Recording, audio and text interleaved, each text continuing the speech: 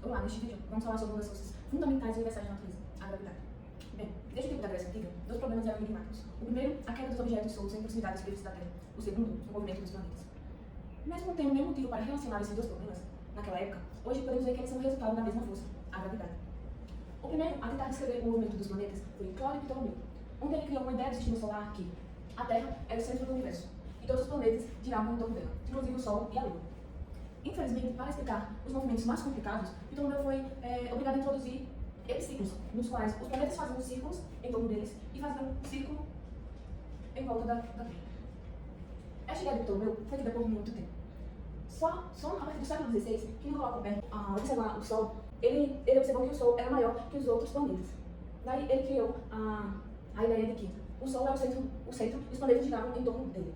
Não estando satisfeito com as ideias de Copérnico, Johannes Kepler, usando as suas observações e algumas teorias de Tycho Brahe, ele queria uma ideia mais precisa sobre esses movimentos no qual os planetas faziam em torno do Sol. Daí, ele conseguiu descrever 3 leis, no qual elas explicavam o movimento dos planetas em torno do Sol. A partir das suas leis, Johannes Kepler conseguiu descrever que o movimento dos planetas não eram círculos perfeitos, e sim órbitas elípticas. Com base nas leis de Kepler e as leis da mecânica, Newton foi capaz de descrever o movimento dos planetas de forma matemática, onde o módulo de vetor-força é igual à constante gravitacional vezes a massa da partícula 1 vezes a massa da partícula 2 dividido pela distância ao quadrado, onde a constante gravitacional é aproximadamente 6,7 a menos 11 Nm ao quadrado dividido por quilograma ao quadrado.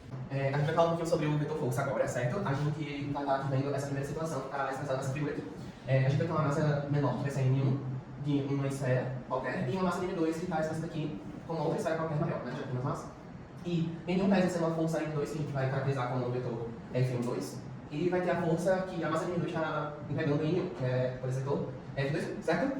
Dessa forma, a gente pode expressar a força vetorial gravitacional se a gente considerar um vetor unitário, ou seja, a gente já conhece o vetor unitário I, J, K, né, que tem o valor 1, e é só para indicar a posição no espaço, certo? Ou seja, se ele está mais para cima, mais para o lado, o seu ângulo, enfim, né, a sua direção. Então é só para indicar a sua posição no espaço. Nesse caso, a gente vai usar o nosso vetor R como sendo um vetor unitário, tanto para a massa de M1 quanto para a massa de M2, certo? E desse caso, a gente vai ter um vetor unitário de M2 para M1, que é 1, 2, e vai ter o vetor unitário da massa de M1 para a massa de M2, que é o vetor unitário 2, certo? Então, como são vetores, a gente pode calcular o seu módulo e a sua direção. Nesse caso, a gente vai ter o vetor 1, 2 e o módulo é o R12, certo? Dessa forma, a gente pode chegar a utilizar todos esses dados que eu falei na forma que a gente já tem conhecimento.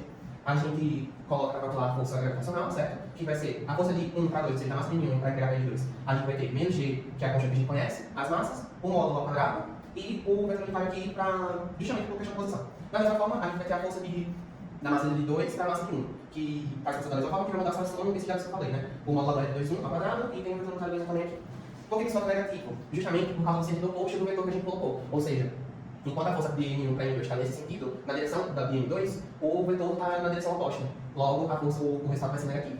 E aí, com isso, a gente consegue concluir que se R12 é igual ao negativo de 2,1, a força de 1,2 vai ser o negativo de 2,1.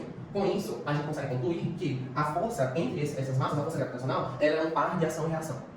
Continuando o que foi explicado anteriormente, a gente considera a força gravitacional quando há 2 ou mais corpos atuando nesse sistema, certo? Nesse caso aqui, a gente usou a Terra, a Lua e o Sol para combustível, certo? Neste caso, você deve só calcular a direção e o módulo dessas forças que estão atuando, por exemplo, sobre a Terra, e o somatório das forças que estão atuando sobre o corpo que eu estou analisando, por exemplo, a força que incide sobre a Terra devido à Lua, sobre a força que incide sobre a Terra devido ao Sol, a gente consegue calcular a força simplesmente desse corpo que a gente está analisando, por exemplo, a Terra. E a partir disso, a gente consegue, a gente respeita o princípio de superposição. E aí, se a gente quiser saber a força de um corpo, é só calcular a força dos corpos que estão ao redor, que estão influenciando. No caso aqui, se a gente for de uma força X, vai ser igual a de um corpo 1, corpo 2, se a gente vai fazer o somatório dessas forças, até uma força N, e assim a gente consegue chegar na força desse corpo que a gente está analisando. Agora, a gente vai falar um pouco sobre a constante gravitacional, que a gente conhece como G. Em teoria, pareceria ser simples a gente conseguir essa constante e atendemos a fórmula bonitinha. Seria só isolar G dessa forma e a gente já conseguiria descobrir qual é o valor dessa constante. O problema é que, em um sistema de grande escala, as distâncias são muito grandes e as massas das partículas dessas distâncias são muito grandes, por exemplo, planetas e cometas e a Lua, o Sol, enfim, elas poderiam ser consideradas massas pontuais. Só que, infelizmente, isso não está certo, já que a massa dessas partículas, por exemplo, que a gente está analisando, elas não são medidas independentemente. Que, inclusive, a massa da Terra, a gente só vai conseguir saber posteriormente após o experimento do Harry Cavendish.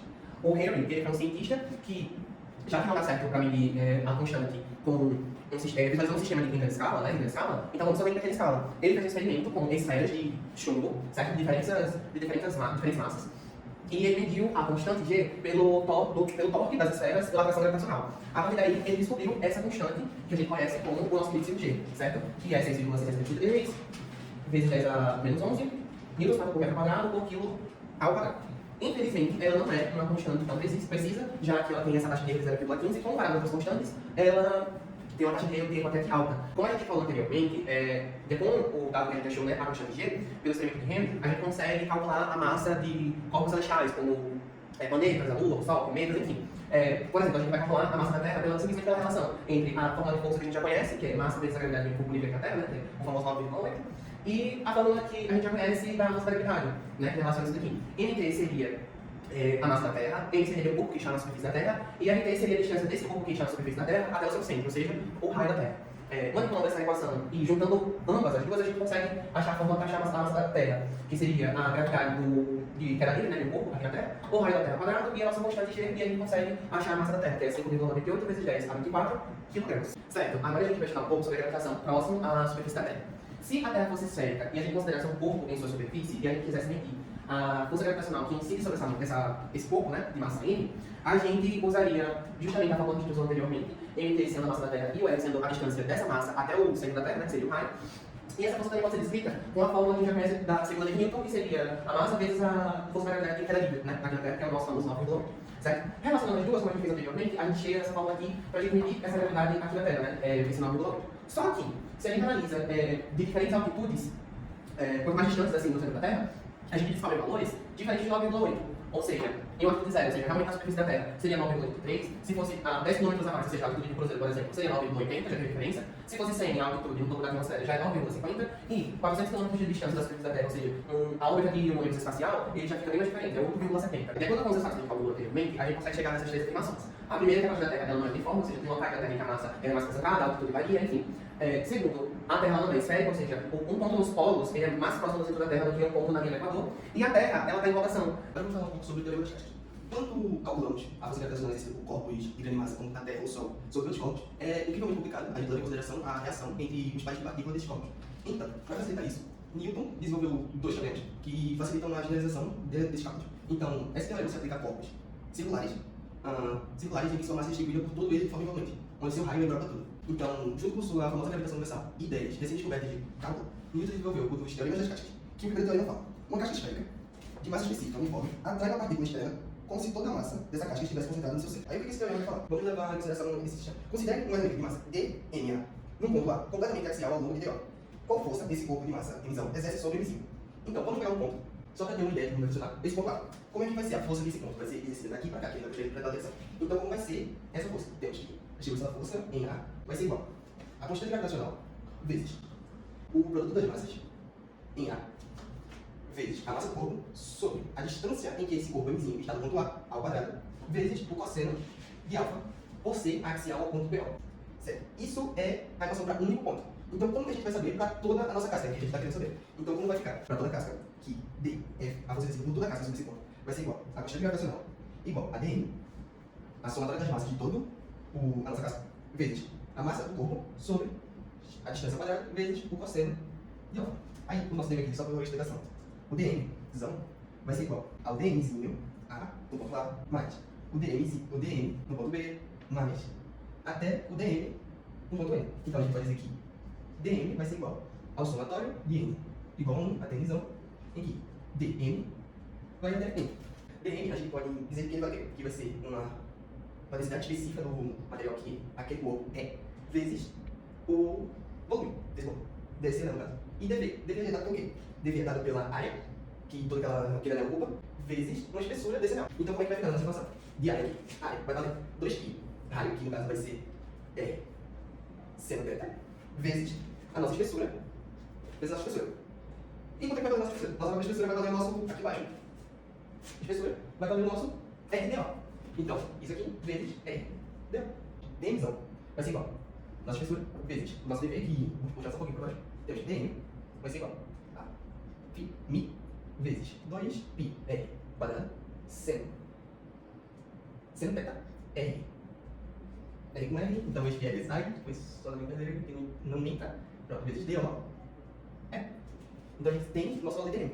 Então, pegando esse valor de DN e jogando nessa equação, nós temos que DF vai ser igual a quantidade gravitacional vezes esse valor, mi, 2π, R quadrado, seno de θ, de θ, vezes mzinho, cosseno, e isto dividido por x ao quadrado. Temos o valor de DF, só que para nossa equação nós temos muitas constantes, como por exemplo, o nosso m é constante, o nosso m é constante, muita coisa é constante aqui. Então, temos que nessa linha P, O, PQ, aqui, temos que esse PQ vai valer o nosso raio completo, menos o R cosseno θ.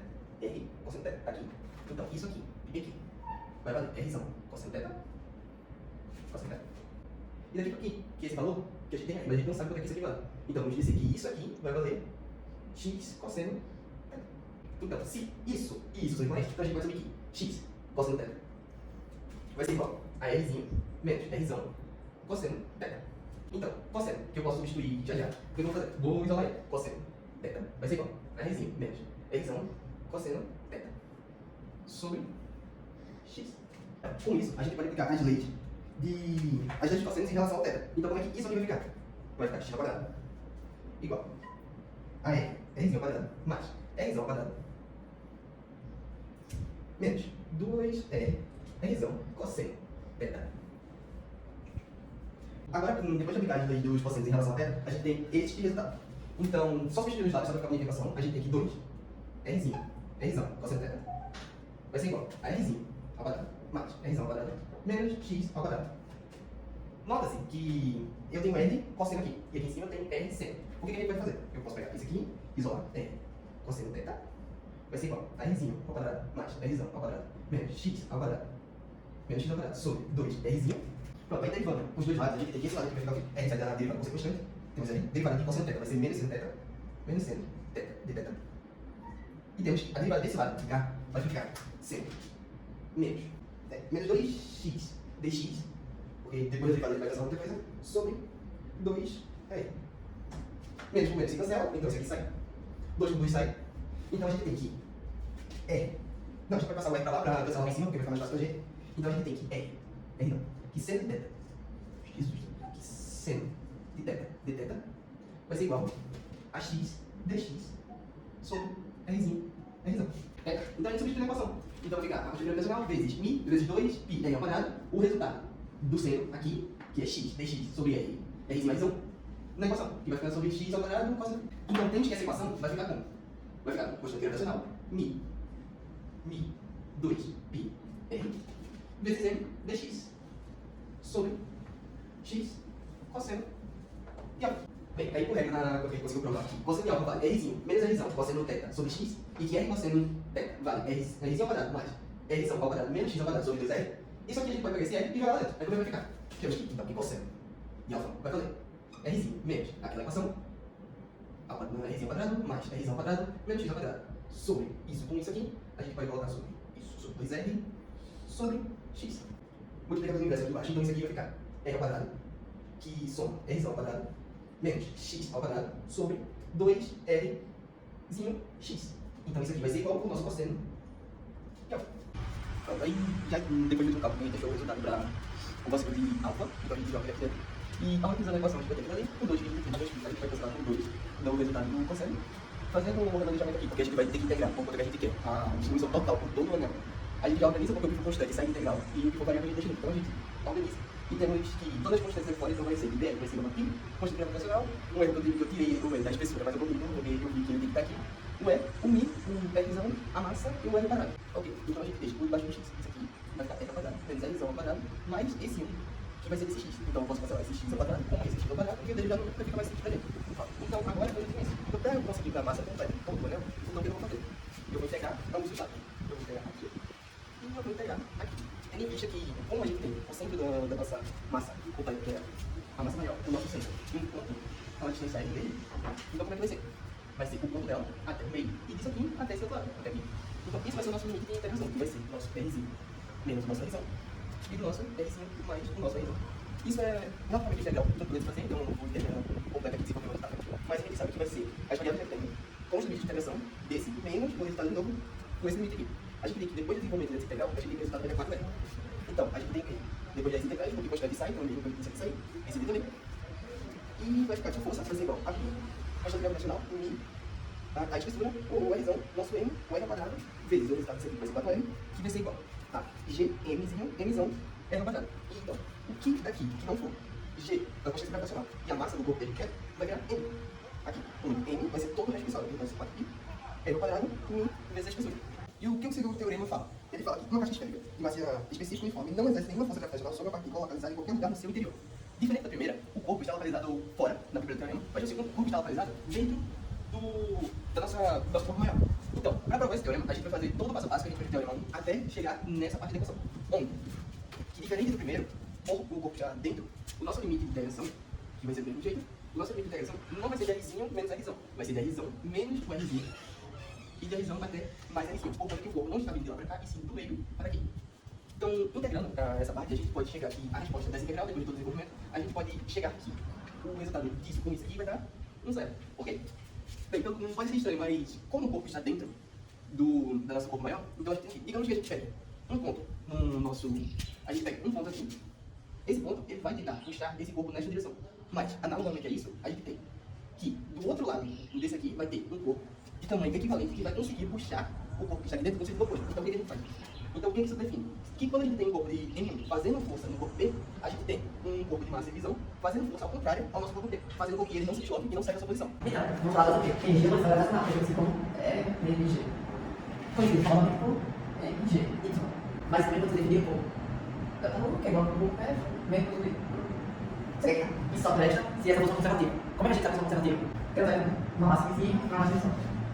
E a gente pode incluir aqui F é ds. Só que tá. Com essa curvatura, isso vai ser igual a zero. Por quê? Força e o vetor são perpendiculares. A gente pode fazer a trajetória que é A, Bzinho, Bzinho.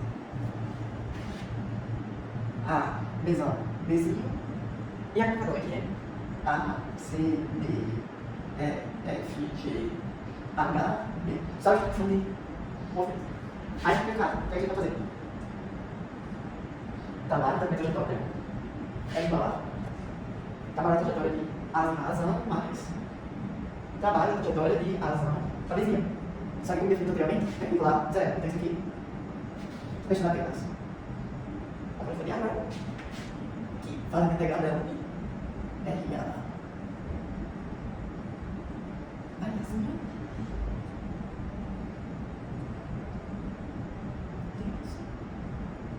que pode ser igual também Rzinho, Rzinho, F, D, S. O que é Rzinho? É a integral. Somatória. Somatória das integrais com limites superiores e inferiores iguais quando são somados. Mesma coisa para dar, né?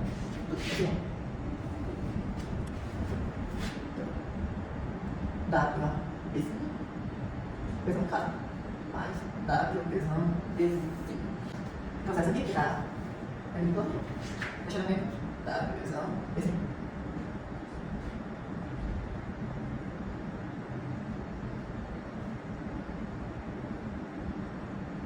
A primeira carrega aqui. Então.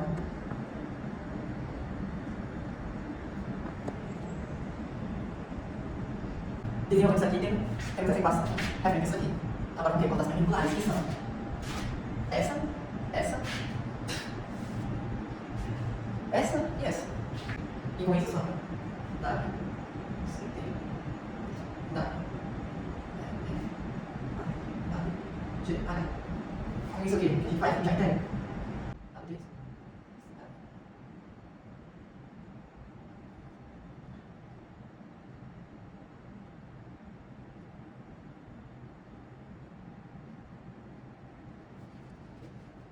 Ok. Agora, a gente soma os limites do que a gente apagou, ou seja,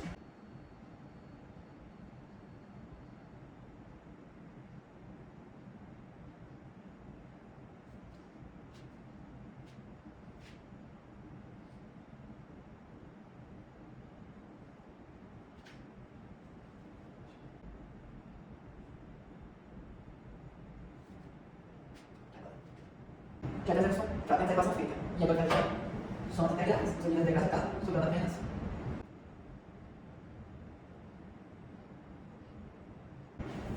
E é isso. Quando as equações são aqui, independente do trajeto que a massagenzinha faz para a soma, o resultado sempre vai ser igual. Agora eu vou explicar aquela coisa aqui. Calma aí, deixa eu começar. Então, eu tenho aqui uma partícula de massagenzinha, se ele for com um diámetro B, numa trajetória radial, com ele, você vai fracionar ela. Enquanto o vetor E indica a posição de ele em relação a qualquer instante de tempo. À medida que o vizinho se mostra de B, a gente vai analisar tudo. Bom, o que é isso aqui? Primeiramente, eu tirei os vetores, né? A equação por quê? Porque a força e o vetor são signos opostos. Então, por isso que eu estou para aqui. Depois disso, eu substituí a força pela forma da equação, né? Da equação. Isolando o instante, aí, pessoal, dr sobre r quadrado. Aí, integrando isso, fica menos sobre r. Com os limites RPH. E aplicando os limites da equação, fica G vizinho vezes 1 sobre RB menos 1 sobre RA. E sabe? Delta U é igual ao delta W negativo. Ou seja, é igual a isso.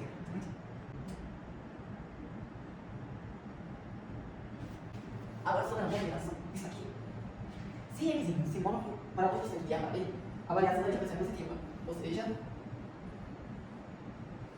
à medida que sua energia cinética aumenta, a sua força gravitacional diminui. Enquanto isso acontece,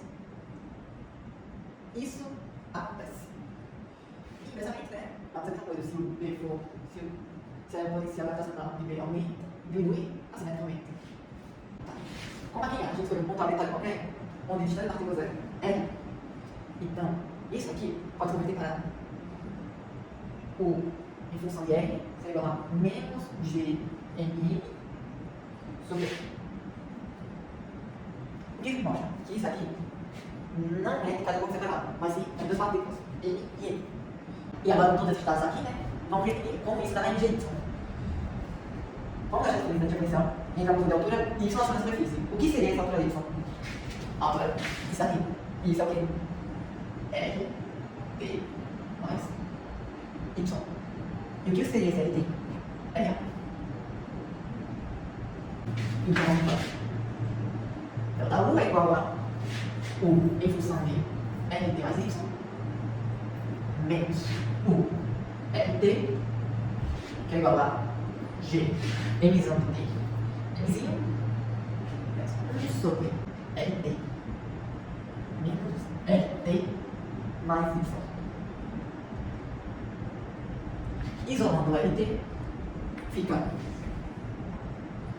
G M Mzinho sobre RT multiplicado por 1 menos 1 sobre 1 mais Y sobre RT.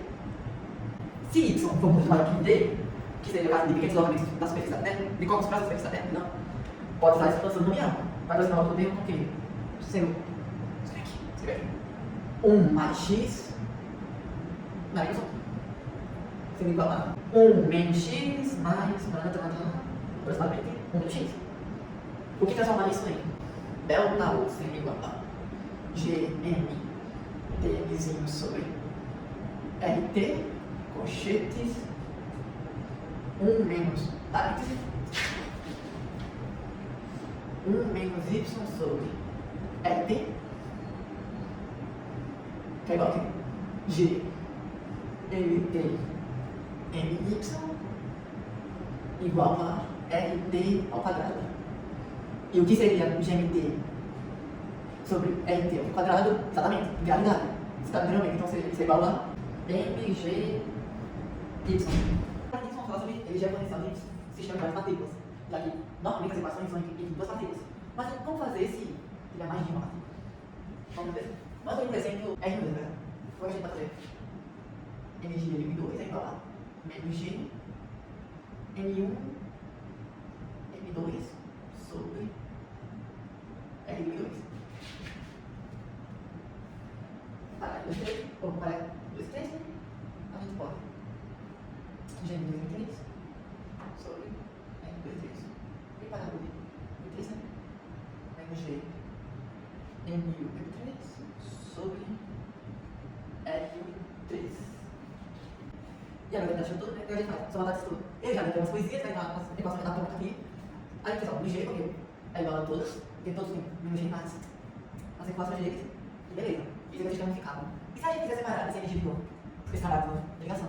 Que é o positivo disso daqui. Já que a gente tem uma carga inversa para separar isso. E agora, sobre o movimento dos planetas e satélites, não temos como não citar dois grandes nomes, Johannes Kepler e Isaac Newton. Kepler contribuiu com 3 leis de movimento com base em análises empíricas. E mais tarde, Newton integrou elas e demonstrou que as leis de Kepler são uma consequência direta da sua lei da gravitação universal.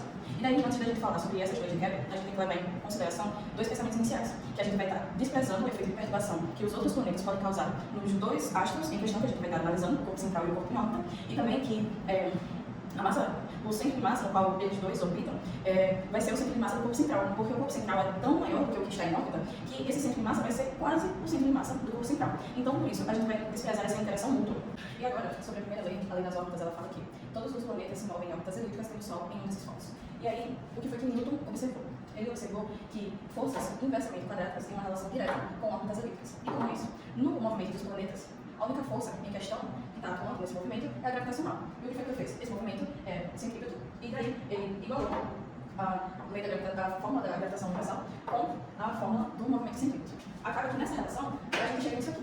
Isso explica exatamente essa relação. O porquê as órbitas são elípticas. Porque a velocidade depende do tamanho do raio. Quanto maior o raio, menor a velocidade. Então essa órbita vai variar. Para que a órbita fosse circular, a gente deveria ter uma velocidade constante, ela deveria ser igual em qualquer ponto dessa trajetória, e também a gente deveria ter distâncias iguais. Para isso, essa relação não deveria estar assim, se fosse uma órbita circular. Por isso, essa lei das órbitas explica exatamente para a gente porque as órbitas são elípticas e não circulares. E agora, concluindo sobre a primeira lei, o ponto mais próximo do corpo em órbita ao corpo central é chamado de periélio, e o mais distante de Eiffel. Agora, nós temos a segunda lei de Kepler, que é a lei das áreas. Ela diz que uma linha unindo um planeta ao Sol vale áreas iguais em períodos de tempo iguais. Por quê? Isso está diretamente relacionado com a conservação do momento angular, que é dada por isso daqui: massa vezes a distância e a velocidade. Se esses momentos e essas áreas são iguais, o momento angular ele vai ser constante. E a gente pode observar por essa equação daqui. E, então, à medida que a distância cresce, a velocidade ela vai diminuir. Então, a gente tem que, quando essa distância aqui aumentar, a velocidade vai diminuir. A gente pode pensar nisso intuitivamente, porque assim, à medida que o corpo em órbita se distancia do corpo central, a força gravitacional vai enfraquecendo, certo? Então, por isso, a velocidade também vai diminuindo e o tempo vai ser mais prolongado. Mas quando o corpo em órbita ele chegar mais próximo do corpo central, ele vai ter uma velocidade maior e ele vai poder percorrer mais área. E vai acabar que essa área daqui vai ser igual a essa daqui.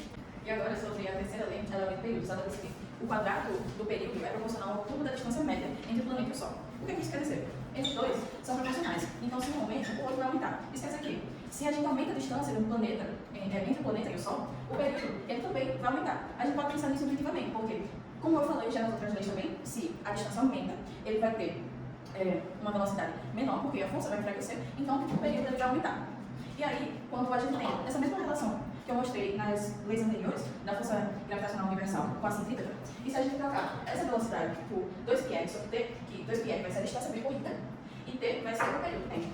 E esse período ele vai ser proporcional a esse raio. Quanto maior um, maior o outro. Mas o que a gente também pode perceber dessa equação daqui? A gente percebe que esse resultado, esse período e essa distância vai depender da massa do corpo central. Esse g aqui, ele é constante. Então, o que isso quer dizer? Se a massa do corpo central for maior, se ela for muito grande, isso daqui vai ser menor. Então, como eu falei antes, o período e a distância dependem do raio não, da massa do corpo central. E agora, algumas considerações sobre a energia no movimento planetário. A gente sabe que a energia mecânica é dada pela soma da energia cinética mais a potencial. E no movimento planetário, a energia cinética vai ser dada por essa equação aqui, sendo relacionada com uma gravitação universal, e esse mais aqui intrínseco dessa fórmula aqui da energia cinética. E daí, a energia mecânica ela vai ser dada por essa equação aqui. Mas por que a energia potencial ficou negativa? A gente pode pensar que a energia cinética ela não pode ser negativa. Mas sobre a explicação intuitiva do porquê, nesse sistema aqui, a energia potencial ser negativa. O que acontece é que, quando o corpo está se aproximando do corpo central, a velocidade vai aumentar. Então, assim, a energia cinética vai aumentar também. A energia potencial ela vai diminuir, porque o que vai acontecer? Você vai precisar de mais energia para conseguir sair dessa força que está puxando para o corpo central. A gente pode concluir que a energia mecânica, ela contribui também no formato da órbita, na forma da órbita. E a gente vê que quando a energia for menor que zero, quer dizer que essa órbita aqui ela vai estar estável, ela vai ser elíptica. Mas quando ela for igual a zero, quer dizer que ela conseguiu energia cinética suficiente para conseguir sair dessa órbita, mas não continuar no movimento. E quando ela for maior que zero, quer dizer que ela conseguiu energia cinética tão maior que esse resultado aqui vai ser positivo. Quando a energia for menor que zero, a gente vai ter órbita elíptica. Quando for igual a zero, a gente vai ter parabólica. E quando for maior que zero, vai ser hiperbólica. E agora, falando sobre campo gravitacional, é interessante a gente recapitular um fato básico que a gente aprendeu anteriormente, que as partículas exercem força sobre outras, e isso é chamado de ação à distância. Mas quando a gente já vem para o conceito de campo gravitacional, o que é que ele disse? Que uma partícula de massa qualquer modifica o espaço ao seu redor. E daí, como é que a gente calcula a intensidade desse campo gravitacional? Vai ser dado por isso daqui. Mas a gente pode concluir disso daqui, aplicando essa relação aqui, que a massa deste, uma massa qualquer no campo gravitacional do corpo central, ela não vai influenciar em nada. Por quê? Quando a gente faz por essa relação aqui, essa massa desta, ela se cancela. Então a gente tem que, para a intensidade do campo gravitacional, o que vai depender dessa intensidade é a massa do corpo central. Quanto maior a massa, mais forte vai ser esse campo gravitacional. A gente também pode concluir disso que essa força gravitacional e essa intensidade, ela não vai depender somente da distância entre dois corpos, mas também da massa do corpo central.